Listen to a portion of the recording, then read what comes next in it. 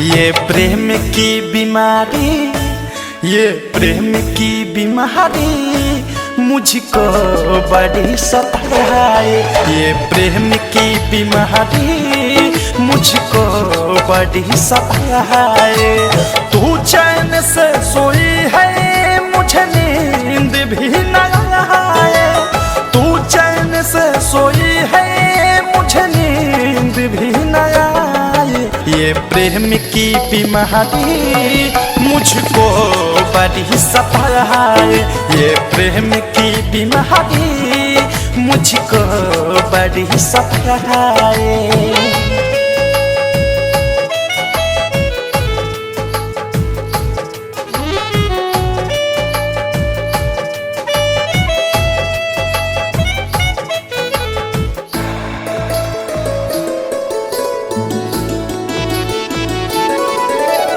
दिल की बेताबी को मैं तुमसे बता रहा हूँ।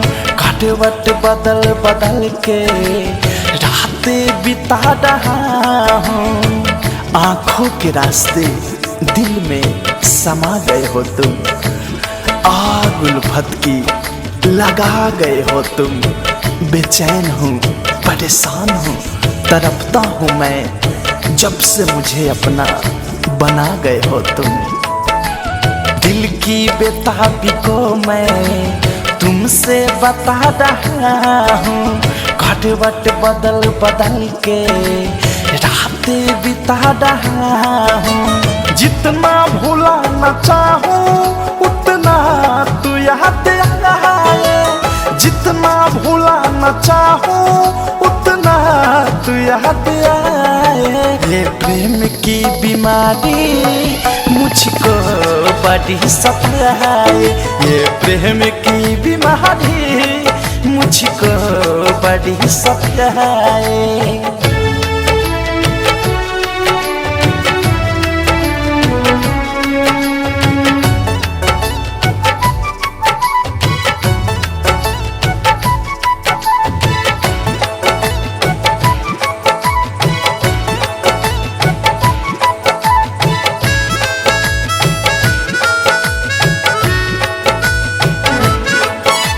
ख्वाबों ख्यालों में भी आती हो तुम नजर।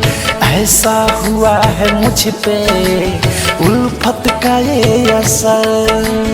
मुझे तुम अपना बना लेते तो अच्छा होता। मेरे सपने सजा देते तो अच्छा होता। मैं मोहब्बत का अद्भुत अनुभव करता हूँ। एक बार सीने से लगा लेते तो अच्छा होता। ख्वाबों ख्यालों में भी आती हो तुम नजर। ऐसा हुआ है मुझ पे उल्फत का ये असर। देखे बिना तुमको दिल चैन नहीं पाए।